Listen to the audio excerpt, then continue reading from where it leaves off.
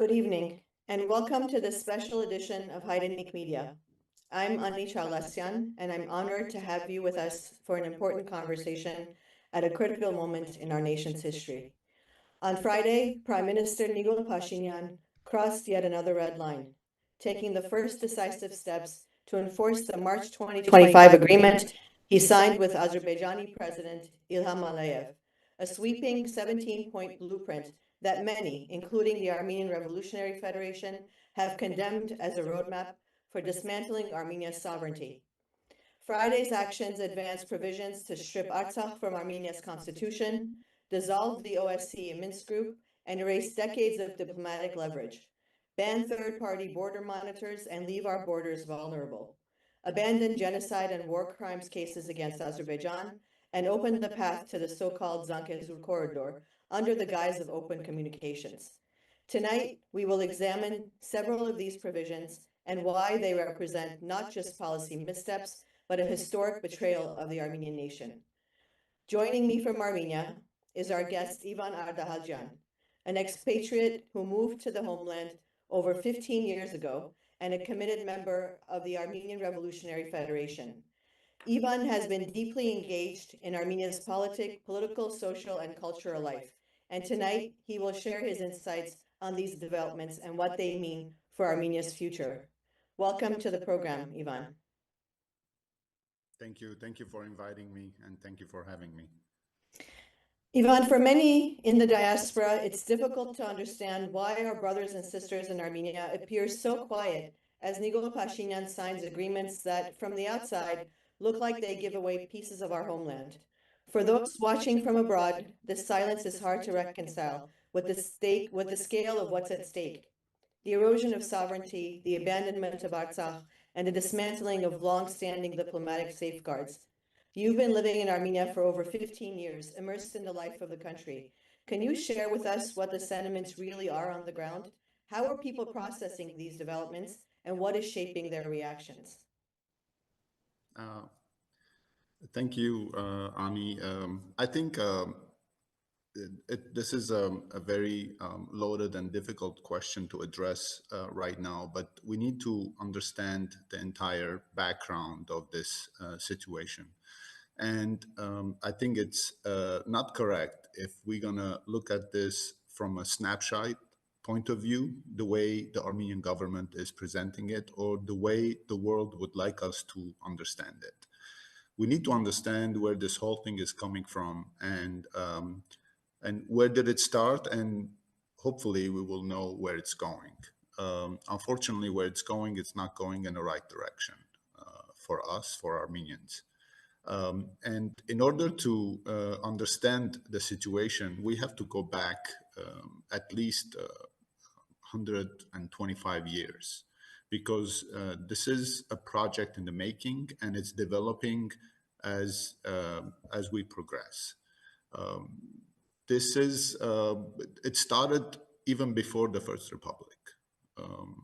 It started with early 1900s with the Armenian Tatars battles, Հայ Տատարական պատերազմները from 1905 to 1907. Back then, ARF had sent fedais to organize local Armenian villages to defend themselves. And these battles were even in Baku, in Shushi, in Zangezur, and even in Tiflis. In case of Zangezur, we're going to focus on Zangezur. Sepastadze Murat was sent over there to organize the Armenian villages because they were being attacked by the Turks. Then, obviously, we all know what happened in Western Armenia with the genocide and the ethnic cleansing. That was really the first stage of this entire project. Armenia was born in 1918, unfortunately under very difficult conditions, with the Treaty of Batumi in 1918. And ironically, the first country that recognized Armenia was Turkey. And Armenia was forced to accept very harsh conditions, even harsher than what we have right now, uh, because we were forced to do that.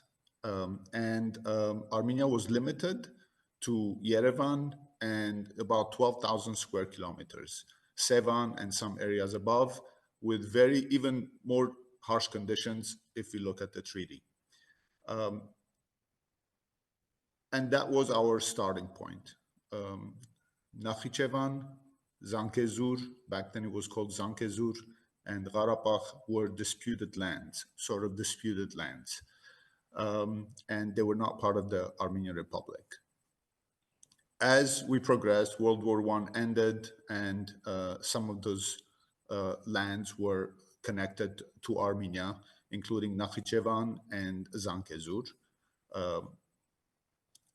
And we all know how things developed afterwards. And then we were attacked by the Turks, by the Bolsheviks, and Armenia was forced to become part of the Soviet Union. Nakhichevan was given to Azerbaijan as an autonomous republic, as an autonomous region. Zangezur, thanks to, okay, we need to focus a little bit here because this is important. During the First Republic, General Antranik played a big role in organizing Zangezur and the defense of the Zangezur. There was a governor appointed by the Armenian government to organize those villages. And then Karekin Nishte, we all know, he was able to really organize Zangezur and the defense of Zangezur, even after the fall of the Armenian Republic, where the Bolsheviks were forcing us to give up Zangezur, to give up basically Zangezur. And General Karekin Nishte announced Lerna Hayastan, the independence of Lerna Hayastan, and only after, because he was able to defend those lands were kept within the republic. Artsakh, we all know, was part of Azerbaijan also during the Soviet Union. After the fall of the Soviet Union, Artsakh, we all know, was liberated and was able to survive for about 30 years. We all know what happened in 2020 and then with the ethnic cleansing. So the way we see how things are developing, the first stage was the Western Armenia, where it was completely ethnically cleansed, and then Nakhichevan. During the First Republic, Armenia did not have full control of Nakhichevan because the population was already had shifted, the demographics, and it was mostly Turkic. And we lost. So Nakhichevan was, the last 6 villages of Nakhichevan was emptied in the early 1990s with the Qarabakh War. So Nakhichevan was completely emptied and it was completely Turkish already. Artsakh, we all witnessed what happened 5 years ago with the ethnic cleansing and the war. So Artsakh was completely emptied. Now the last stage is basically Zangezur. So to look at this as a peace treaty, to look at this as an access or trade, this is not logical, not acceptable, because we all know where this is going. This is going with the Pan-Turkic plan to implement what they wanted all along. So we have to understand this concept. We have to understand the plan, how what they do is they take out, first they uproot the Armenians and then they take over. Or they take over, then they uproot the Armenians. And this is happening. It's like an onion. It's being peeled and it's peeled. It's being peeled. And eventually, unfortunately, the way it's going is they're getting their way. Now it started with the corridor. Obviously, afterwards, they're going to continue with the rest. This is why we cannot look at this only from the present geopolitical conditions and say that, oh no, this is what it is for now, this is how we're going to have to do it. I understand in terms of survival, in terms of surviving within the geopolitical shifts of the region, you have to do what you have to do. But to uproot the entire project or the entire plan and to look at this only in 2025, only in 1905 or 1918, this is where we make a big mistake. And whoever is trying to sell us from that point of view is either making a mistake or has another plan in mind. So we have to understand that this is a plan in making, and we have to understand the dangers of us being isolated in this region, not to mention losing our historical lands and our heritage. So thank you, Ivan. One second. Let's delve into. Thank you for that historic background. I think it's really important for people to understand the continuum, as you've described it, from the pan-Turkism viewpoint, which is what it's been all along. And along the way, there have been bumps in the road for pan-Turkism to succeed. One of those was the Soviet Union that prevented the entirety of the pan-Turkism to be able to kick in. I want to step back a little bit and analyze step by step some of the things that have gone into what this agreement is. And the last bit of it is the corridor that you mentioned, which is, I think, the most dangerous part of what's under discussion or has already seemingly been agreed to. So let's start with some of the provisions that have already seemingly been agreed to in that March 2025 agreement between Pashinyan and Aliyev. The first one of the provisions is the change to the constitution. So changing the constitution to remove Artsakh is one of the most alarming provisions in this 2025 March agreement. So in light of that particular agreement, it seems like this isn't just a legal edit, it's a political and moral statement. From your perspective, what does this change mean for Armenia's historical and legal claim to Artsakh, and how might it affect our people's right to self-determination and Artsakh's right to the right of return? So I think this is probably the next stage coming. This is attacking from within and forcing the Armenians to vote for such a thing, which is the constitution issue. And this is so. There's an interesting parallel that we have to draw between the First Republic and the present Armenian administration, and this is where you understand the value of leadership and the value of understanding your heritage and deslaganad, what your vision is. So the First Republic, when the Armenian government, the leadership of the First Republic, they signed the very Treaty of Batumi, they realized that it was very demeaning, and there was no other choice, and they presented it as such to the people in the parliament. At the opening of the parliament, Hayr Abraham said that. He said that I understand that this is not what we wanted, but given the conditions, this is what we're going to start with, and this is how we're going to grow. This is going to be our stepping stone. He never broke the Armenian will.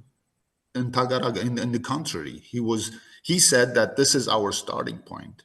Today, we are doing the contrary. The Armenian government is doing the contrary. Today, the Armenian government is saying this is real Armenia.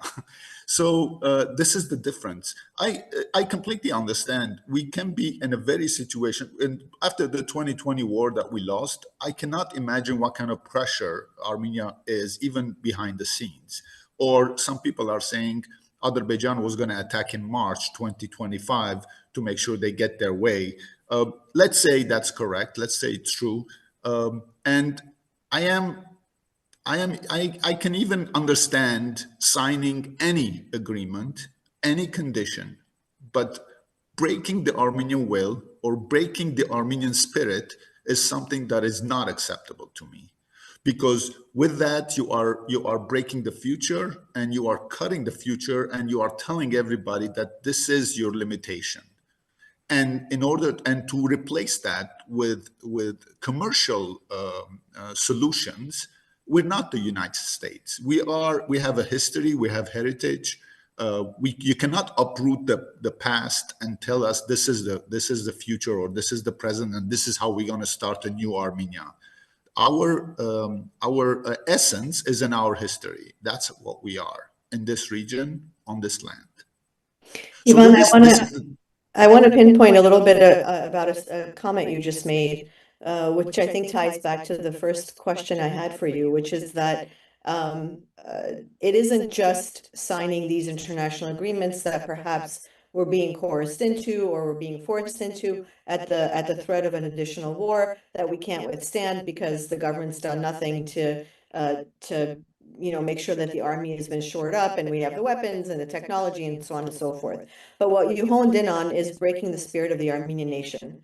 And that is both in the homeland as well as in the diaspora. There have been concerted efforts that we've seen globally by this regime, supported by our two Turkic neighbors, to break the will of the Armenian nation. Can you tell us a little bit about how that's playing out on the ground at the grassroots level in the homeland? How are people reacting to what's being sold to them? Not just in the context of accepting an unacceptable agreement, but also in the context of changing how we view this unacceptable agreement, sort of internalizing defeatism as the spirit of the Armenian nation. Can you tell us a little bit about how that's playing out on the ground in Armenia? Because I think it's baffling to us sitting here in the United States.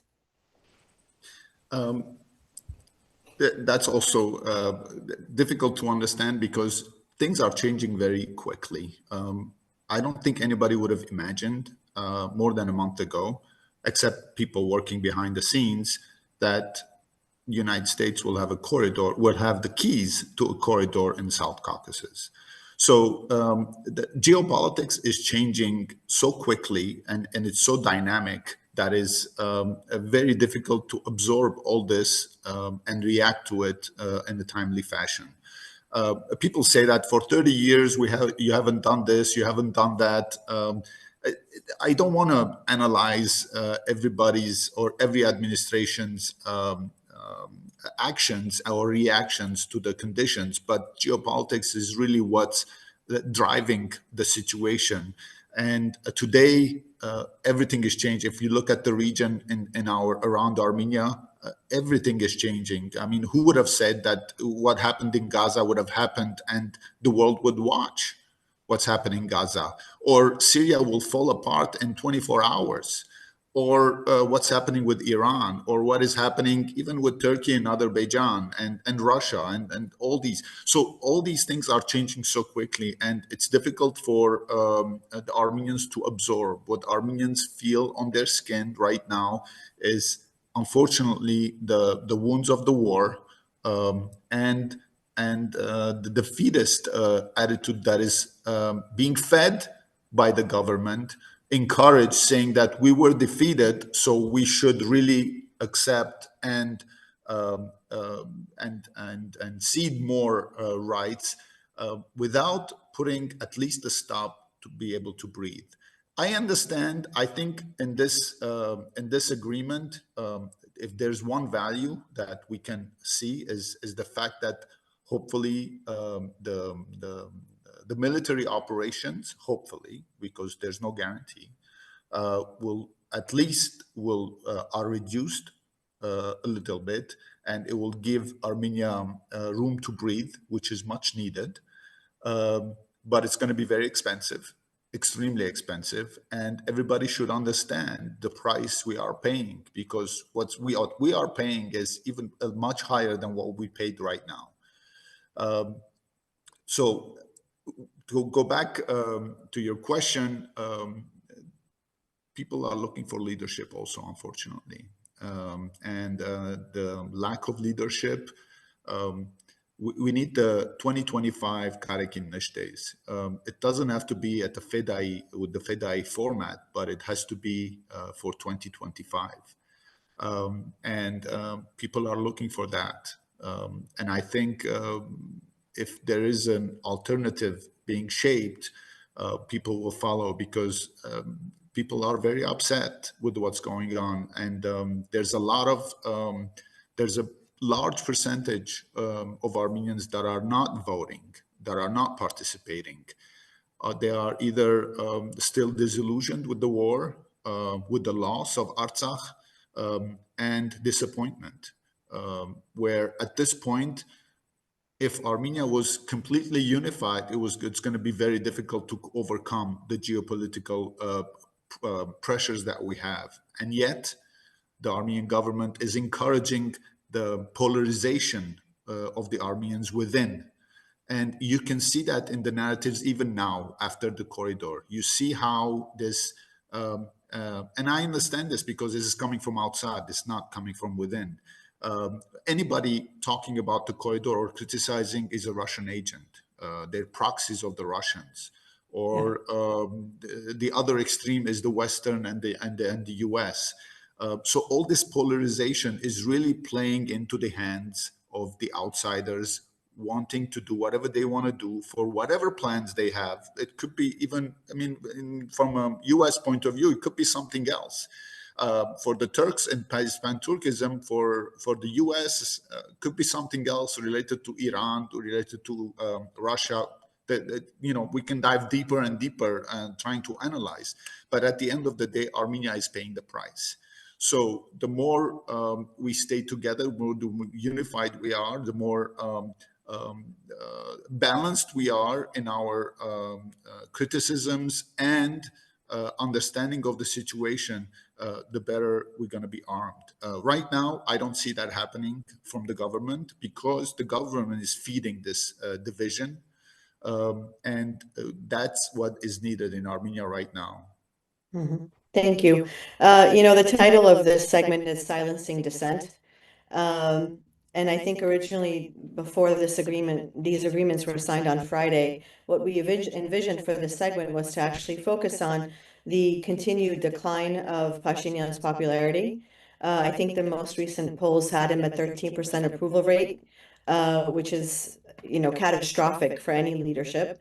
And the continued plunge towards authoritarianism in Armenia. We wanted to address, and I think maybe we can just briefly touch on it, both the persecution of our clergy in Armenia, the Vehapar, the Veharan, as well as the Araf and other opposition voices that the Pashinyan regime deems to be dangerous to their continued hold on power. Can you tell us just a little bit about the change in the mood from, let's say, pre-Artsakh war, right after Artsakh war, to what's happened since the final genocide of Artsakh in 2023 to today? What has been the consistent change in the mood in the population of Armenia? Briefly, so that we can have our audience understand where the mindset is. Yeah.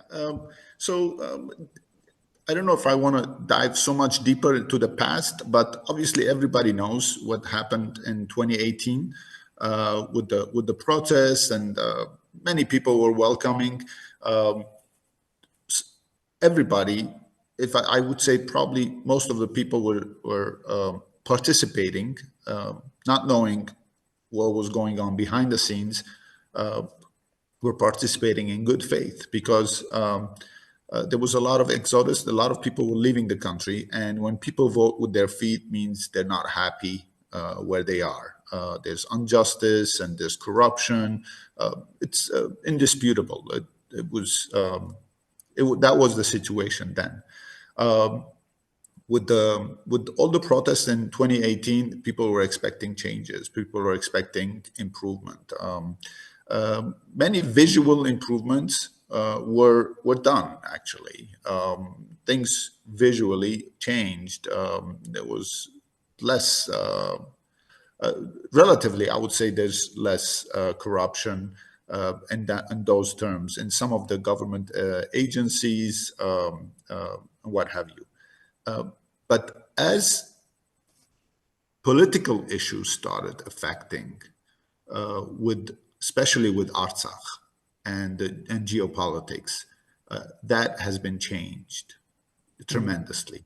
And now it's so crystal clear that it's just this has nothing to do with democracy, or has nothing to do with the promises made back then to the people.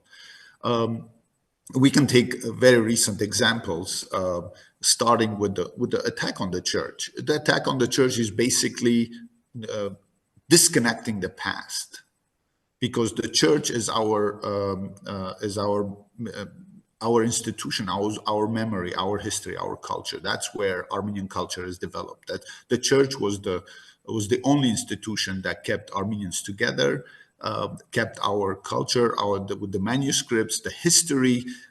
Even the schools were managed historically by the churches. Even in the diaspora now, some of the schools are managed and administered by the church. So attacking the church is uprooting our past from our past, is disconnecting Armenians from the past, because this is the whole idea is to show that Armenia is reborn. This is the new Armenia, and this is how they want Armenia to see. And the only way to do that is to disconnect from the past. They attacked the church. Then they started, anybody that criticizes the government is being sidelined. Examples are, for example, the electric network, the owner of electric network of Armenia. He was arrested just because he said, we're going to do it our way. Just imagine, for these words, he is in jail now. And then they also arrested some AYF kids because they have shirts saying that Mahkama Zaduchun, saying that these are terrorists, and because they found some paint guns and they took so the ironic part is this. So the Secret Service goes in, they investigate, they find some evidence, even toys or what have you. They take pictures, and within hours, government figures have access to all this data and this information, and they present it to the public, and they blackmail, and they present any organization, in this case ARF, as a terrorist organization that is trying to do coup d'etat within the country. If any of these people wanted to do coup d'etat, it would have been done years ago, obviously, not now.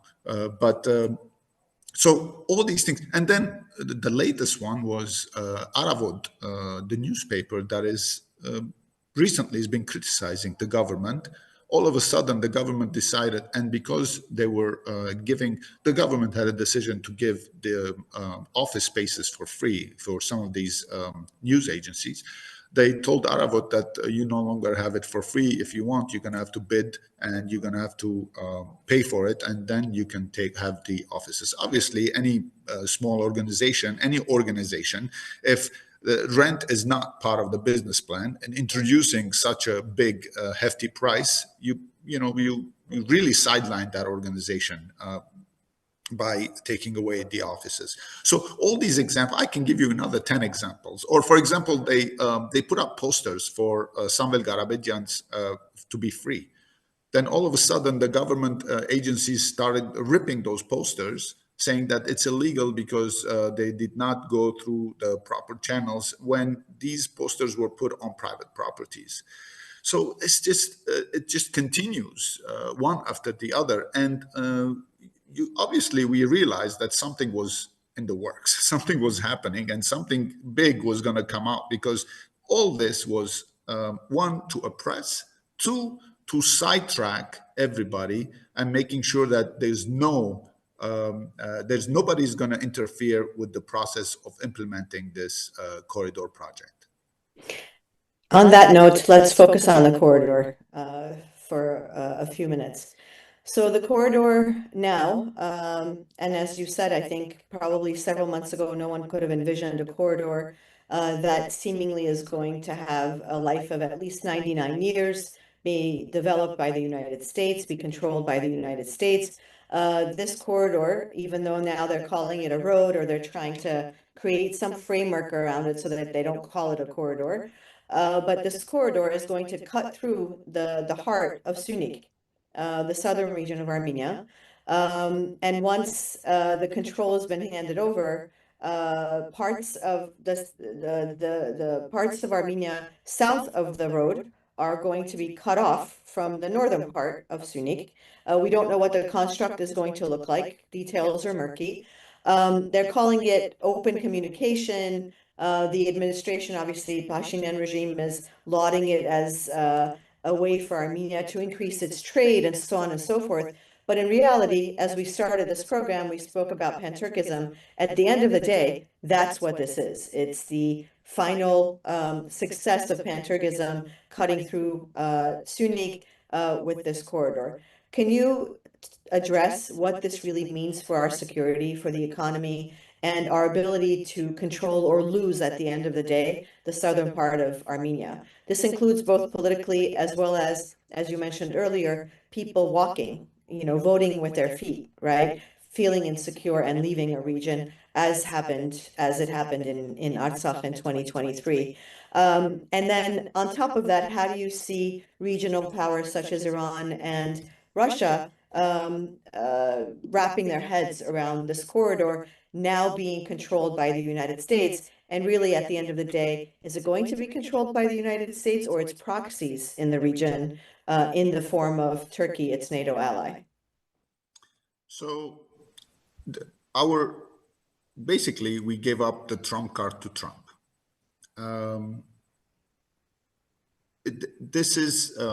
So let's talk a little bit about the corridor itself, and then we address the issues.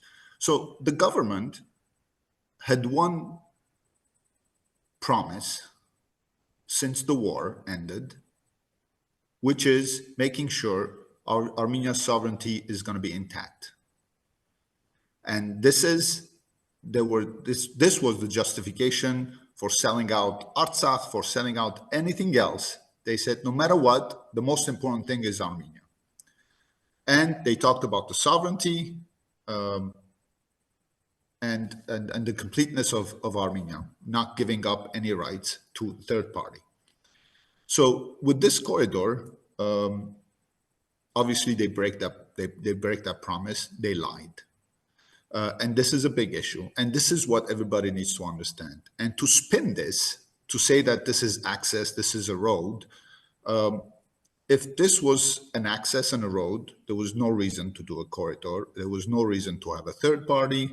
There was no reason for President Trump at the White House reading the statement to mention the word corridor.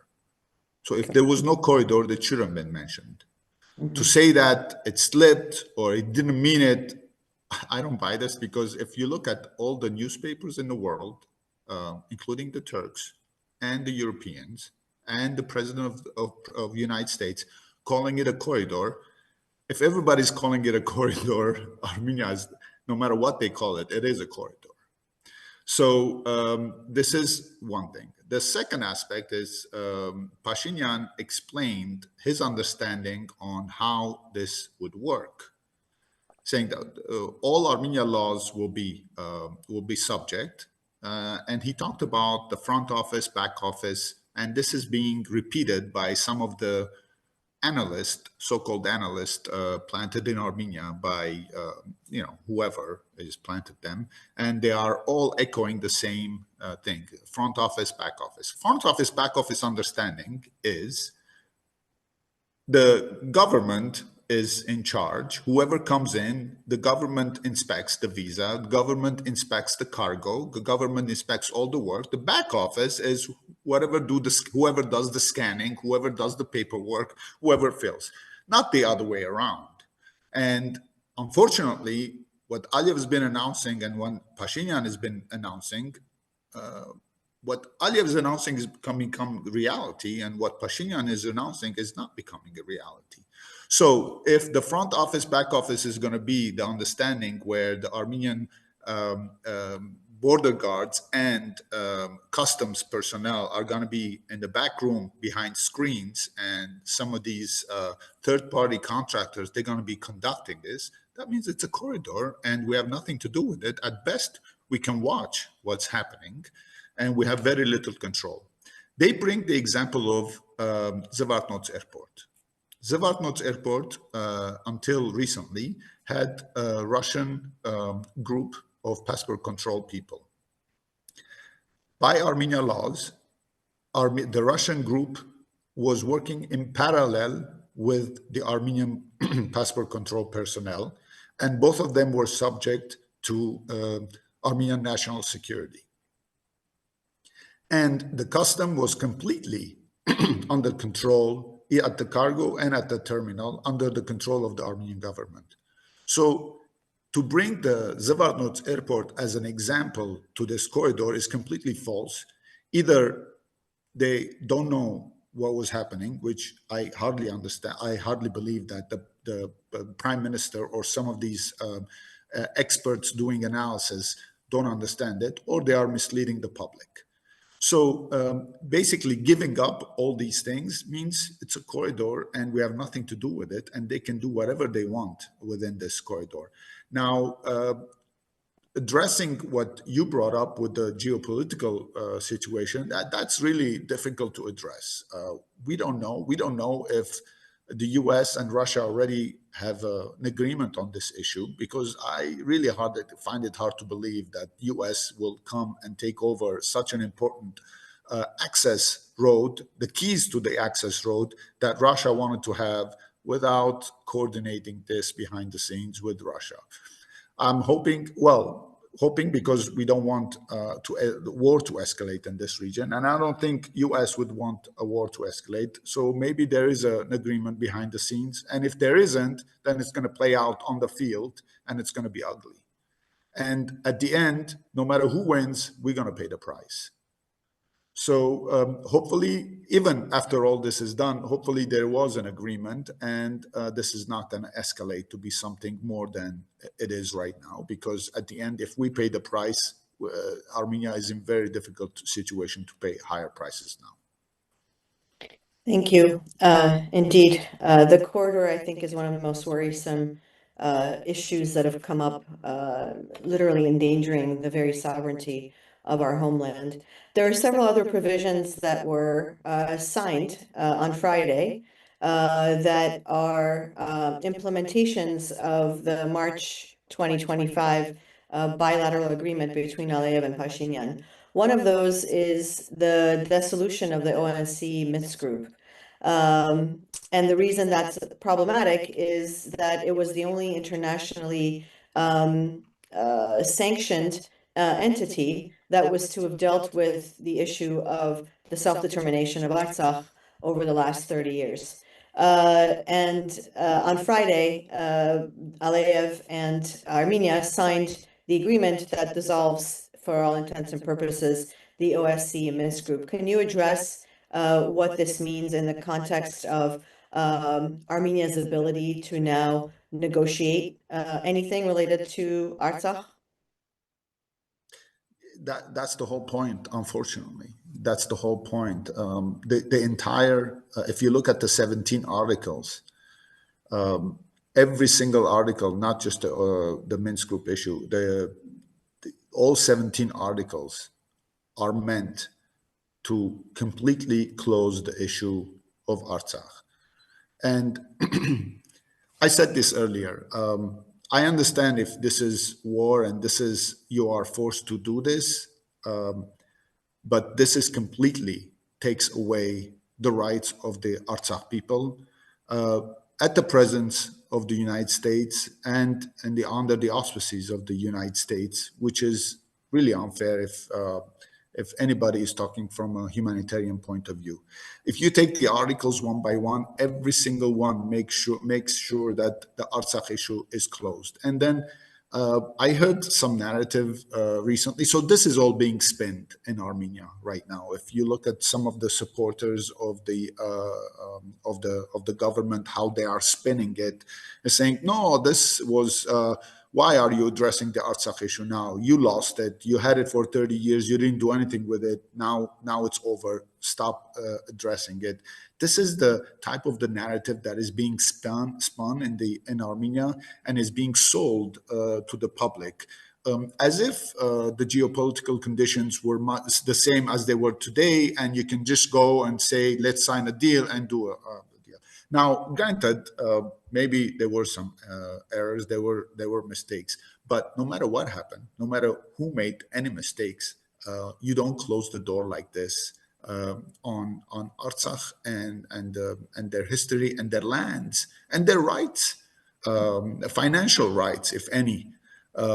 That are beyond, and not to mention the rest, not to mention the POWs. Nothing is mentioned on the POWs. Not only the leadership, but some of the soldiers that are still being held over there. The only thing mentioned in these 17 articles is the remains of the soldiers that fell.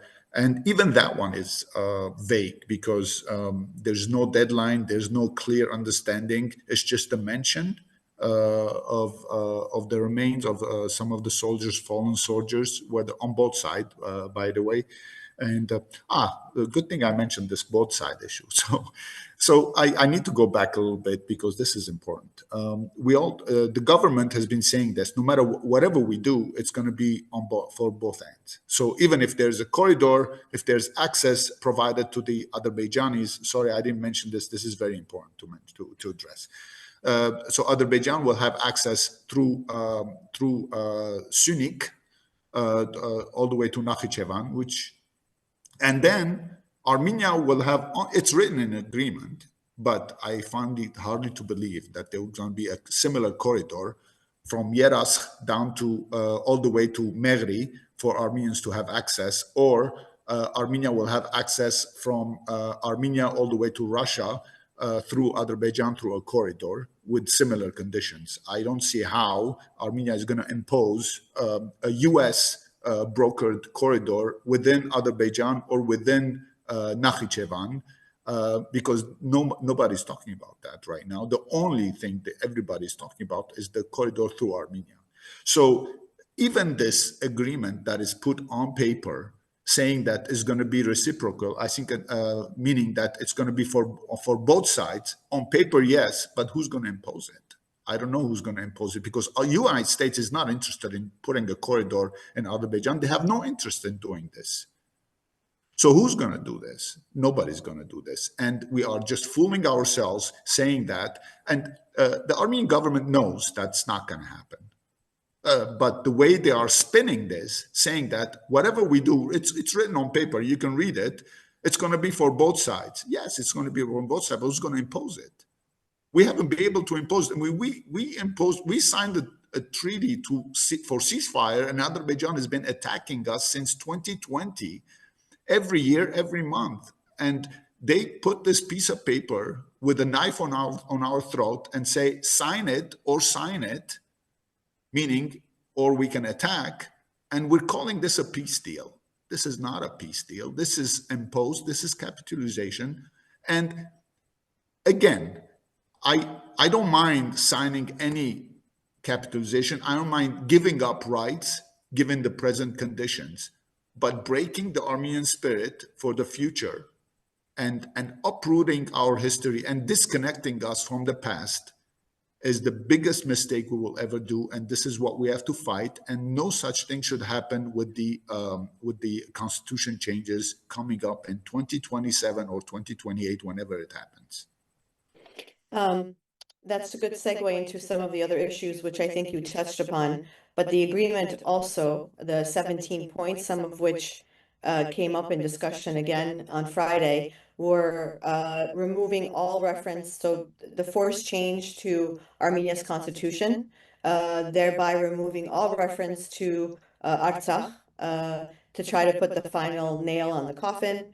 It will mandate also the withdrawal of all international cases against Azerbaijan for genocide, for human rights violations, and so on and so forth during the 2020 war and since the 2020 war, thereby removing any leverage we have over Azerbaijan to come to the table regarding the war crimes they've committed since 2020, if not before.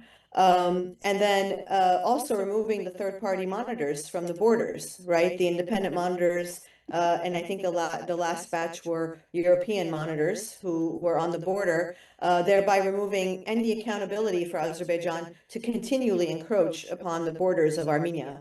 All of these things have been agreed to in the 17-point March agreement. And I think that Friday was the kickoff to the implementation of some of these things. Is that how it's being viewed in Armenia?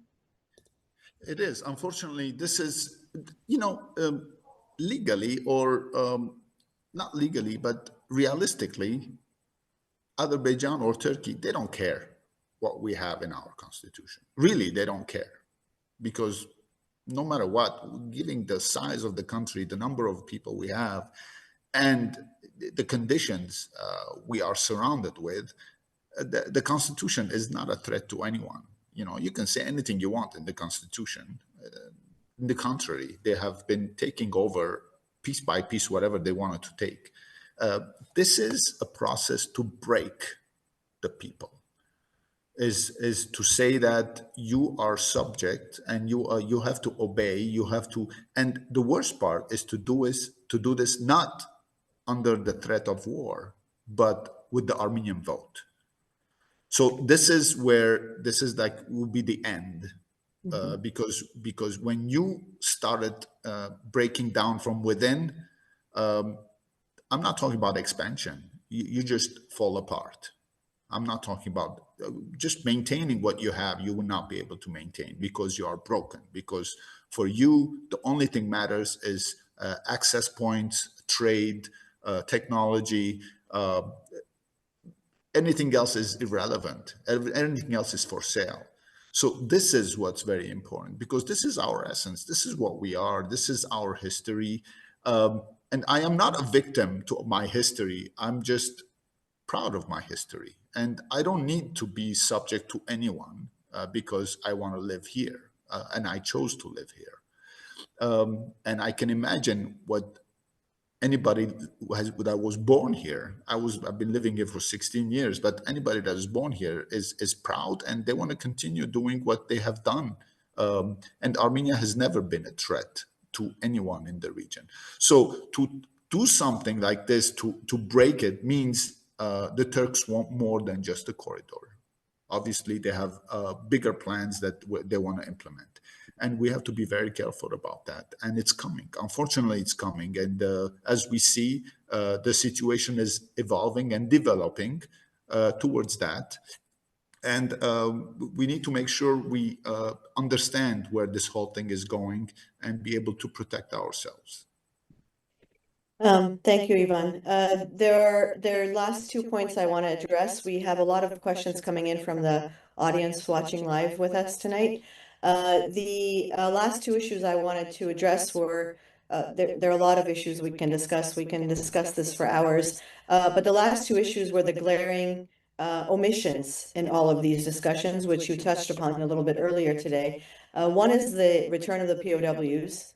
And I don't know if you watched the press conference that Trump, Aliyev, and Pashinyan had, but Trump accidentally said the return of 23 Christians, blah, blah, something to this effect.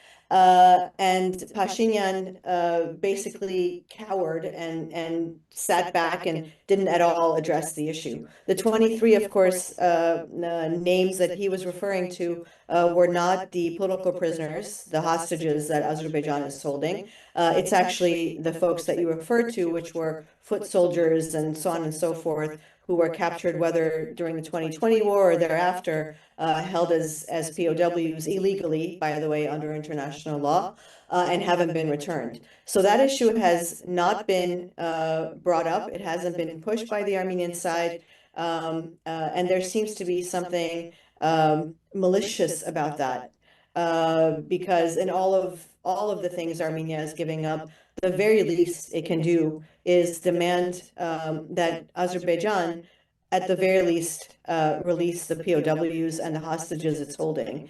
What is behind all of that, do you think? It's similar to the constitution change. Unfortunately, it's to humiliate the Armenians the Armenian leadership, anybody thinking about Artsakh or the rights of Artsakh. And this was their prize. Unfortunately, they have taken the leadership and staged them behind cages. The objective is to continuously humiliate the Armenian people and the spirit. And this is part of the process. And within that process is also the constitution change, which is another humiliation. This is the entire objective, and I am sure they will try to hold on to this. They are subject to pressure. They are not doing this completely out of the thin air. I'm sure many countries are pressuring them. And I believe that the Armenian government is doing some things behind the scenes, hopefully. Because I would think that's the right thing to do. I don't know the details. But from a Turkish perspective, from Azeri perspective, they will hold on to this as long as they can. And they will stage them. And they will remind us every step of the way, just like they have their army within Armenia proper, in Chermug and in the south and in Sotk, reminding us of the war, to make sure they get more and more and more. So this is the plan. The plan is to humiliate and to put the knife on our throat and to continuously ask for demands and demands. This is exactly what they did after the Artsakh war. They moved the issue from Artsakh into Armenia, and now they are working us within Armenia. That was the whole plan. Once they crossed the border, they brought the issue. They took out the issue from Azerbaijan and they put it within Armenia, and now they're playing the game within Armenia. So unfortunately, this is the situation, and they will continue dragging this issue for a very long time, unfortunately, and it's going to be a difficult task. But with all the respect to all the soldiers and the leadership, higher prices are coming, though, unfortunately, and we need to understand what's happening and try to contain the damage the best we can. And then the final issue that has been omitted is the right of return of Artsakhdis to our homeland in Artsakh. This is an issue that the Pashinyan regime has tried to bury, and it falls in line with the rest of the narrative you've described tonight. Do you see any do you think that there's any backdoor communications happening about the right of return from the Pashinyan regime? It doesn't seem to us from the outside looking in that there's any intent on the part of the current regime to in any way support Artsakhdis, not just the right of return, but also their ability to remain in Armenia itself. Yeah, so it continues. So the right of return is within the lines of what we discussed just earlier.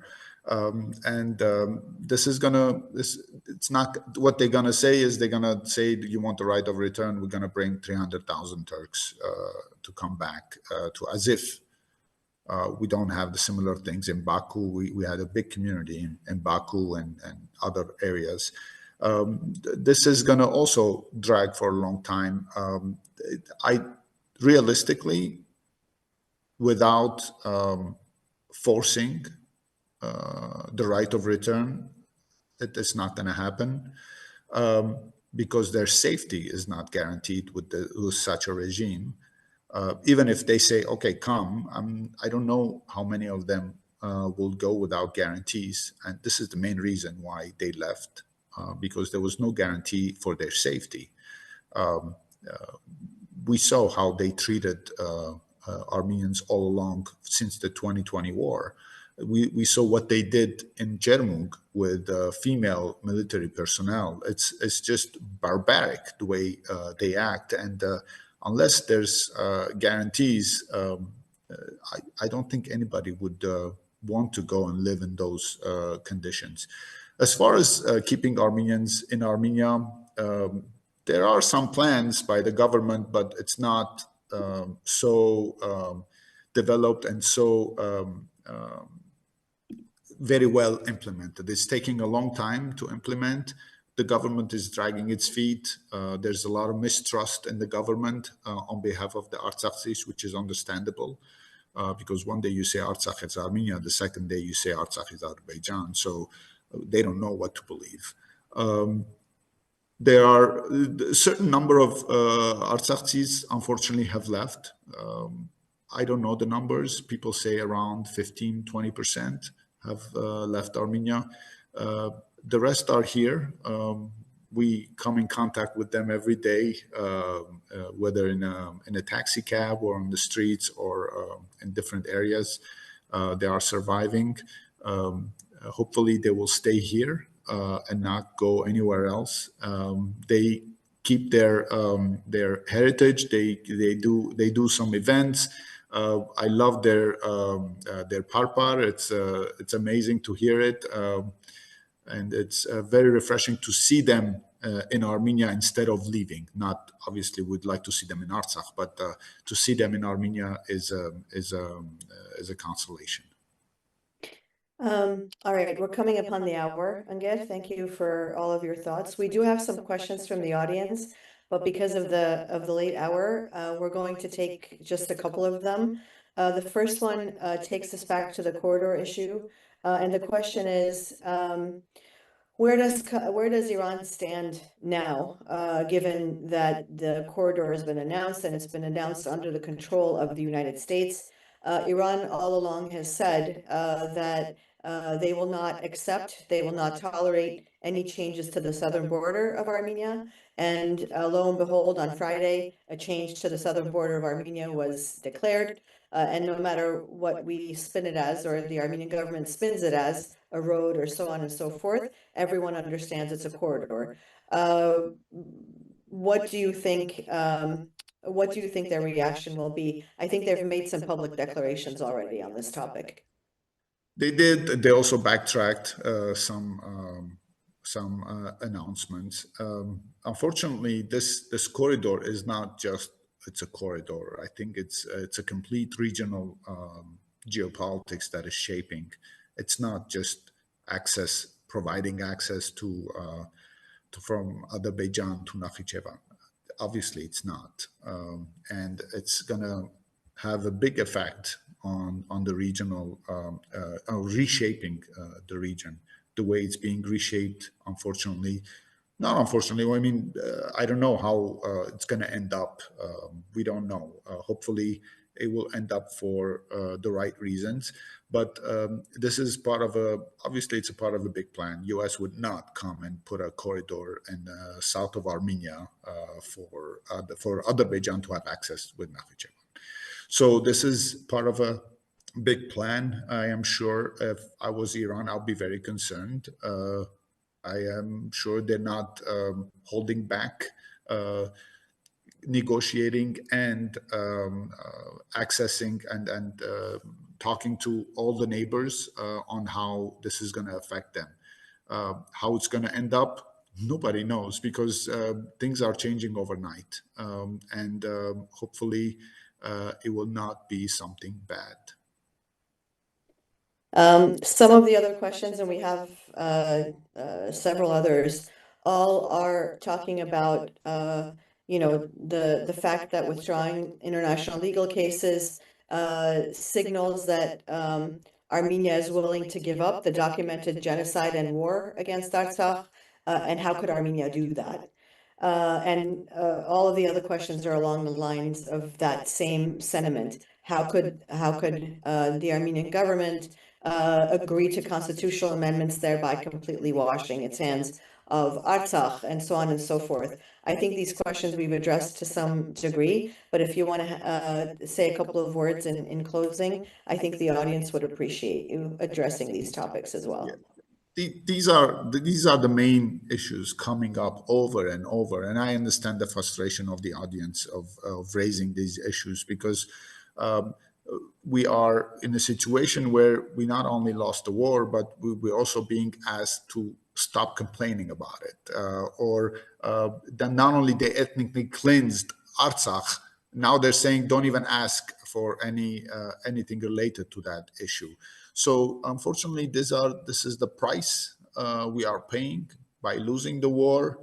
And one thing is to lose the war. Another thing is to have a divided nation, to be able to minimize these damages. And the sooner we have a government that unifies this country, the sooner these damages will stop. We have a lot of damages, but more damages can be coming. And if we're not unified, we're not coordinated, we don't do this coordinated. Internally, you can do whatever you want, but externally, you have to be coordinated and to be able to minimize these damages. And we don't do this by 2026. And we have a unified government that is willing to address the issues and at least stop the bleeding. Damage is done. A lot of the damage is done. You cannot undo those. In the future, I don't know how it's going to happen, but in the near future, we cannot undo them because there's no Armenians left in Artsakh. And this is the present situation. So unless we started, so if you're in a hole, you got to stop digging, first of all. So it means we shouldn't be hurting ourselves because the damage is coming from the outside, much bigger damage is coming from the outside. So the earlier we get organized, the more unified we are, then we can stop these. Thank you, Ivan. As we have heard tonight, the steps taken on Friday are not isolated decisions.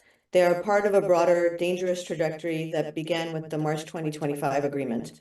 The provisions we discussed are not abstractions. They carry direct and lasting consequences for Armenia's sovereignty, for Artsakh's future, and for the security of our borders. These choices will define the next chapter of our history. At moments like this, it is vital that Armenians in the homeland and across the diaspora remain vigilant, informed, and united in the defense of our national interests. The conversation does not end here. It must continue in our communities, our organizations, and our political institutions. On behalf of Haydenic Media, I want to thank our guest, Ivan Ardhaldjian, for sharing his insights from the heart of Armenia, and I want to thank you, our viewers, for joining us in this critical discussion. Stay engaged, stay informed, and as always, stand for the Armenian nation. Thank you, and good night.